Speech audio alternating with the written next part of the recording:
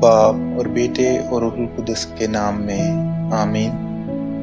ہمارے لیے آج کی تلاوت اخبار کی کتاب اس کے 19ویں باب کی پہلی 2 آیات اور پھر 11ویں آیت سے 18ویں آیت تک۔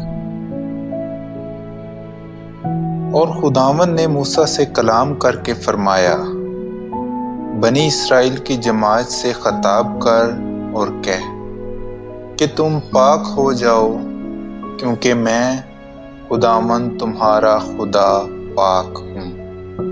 تم چوری نہ کرو، تم جھوٹ نہ بولو، کوئی اپنے ہمسائے کو فریب نہ دے، اور میرے نام کی جھوٹی قسم مت کھاؤ، اور اپنے خدا کے نام کو داغ نہ لگاؤ۔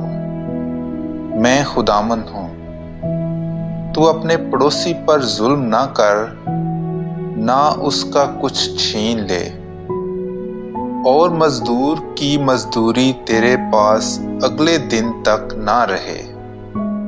تو بہرے کو گالی نہ دے، تو اندھے کے آگے ٹھوکر لگنے والی چیز نہ رکھ، اور اپنے خدا سے ڈر۔ میں خداوند ہوں۔ تو عدالت میں بے انصافی نہ کر، تو غریب کی رعایت نہ کر، اور نہ بڑے آدمی کا لحاظ کر، بلکہ انصاف سے اپنے ہمسایہ کی عدالت کر۔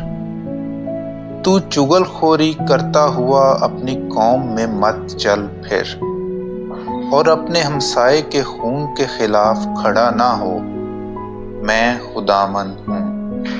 تو اپنے بھائی سے اپنے دل میں بغض نہ رکھ، بلکہ اسے برملا سرزنش کر، تاکہ تو اس کے باعث خطا کار نہ ٹھہرے۔ تو اپنی قوم کے فرزندوں سے بدلہ نہ لے، اور نہ ان سے کینہ رکھ۔ تو اپنے ہمسائے کو اپنی مانند پیار کر۔ میں خداوند ہوں۔